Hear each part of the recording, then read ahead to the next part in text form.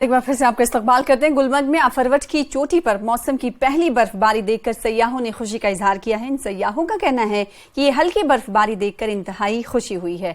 इनका कहना है कि ये वाकई जन्नत जैसी जगह है। यहाँ बर्फबारी देखने के लिए ज्यादातर लोग आते हैं।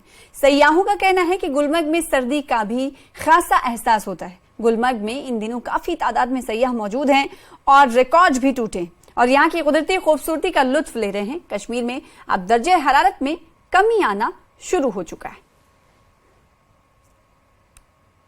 बर्फबारी ये एक दो दिन पहले यहाँ से मतलब इस सीज़न का शुरुआत हो चुका है बर्फबारी का।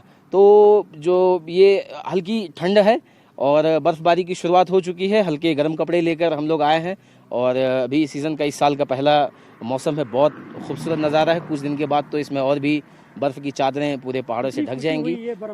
ये देखने के बाद तो बहुत खुशी हुई। तो लेकिन अभी हम लोग वहाँ तक पहुँच नहीं पाए हैं, लेकिन यहाँ से बर्फ़ दिख रहा है। बहुत ही खूबसूरत लग रहा है। अब आगे चलते हैं। फिर पहला सीज़न जो है वो बर्फ़बारी का है। फर्स्ट एक दो दिन हुआ है और ये देख के तो बहुत खूबसूरत नज़ारा है। लगता है कि हम सब जन्नत आए हुए हैं। हम तो फर्स्ट टाइम आए हुए हैं कश्मीर, लेकिन दोबारा नेक्स्ट टाइम जब भी मौका मिलेगा इंशाल्लाह ज़रूर आएंगे। ये जन्नत है, जन्नत। कि सीज़न का फर्स्ट बर्फबारी हुई है यहाँ पे, तो हम लोगों का बेटर एक्सपीरियंस रहा है ये देख करके। और बहुत अच्छा मौसम है और अभी ठंड का भी थोड़ा सा मौसम है और ठंड बढ़ गई है अभी, तो हम लोग एंजॉय कर रहे हैं काफ़ी।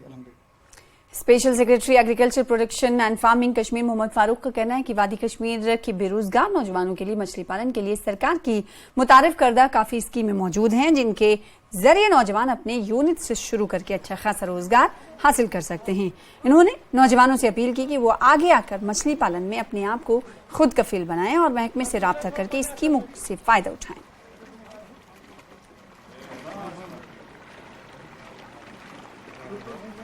प्रधानमंत्री मत्स्य संपदा योजना या हमारे HADP की जो स्कीम्स है, तो काफ़ी स्कोप है इसमें। हमारे नौजवान जो पढ़े लिखे नौजवान है उनको सामने आने के लिए काफ़ी स्कोप है।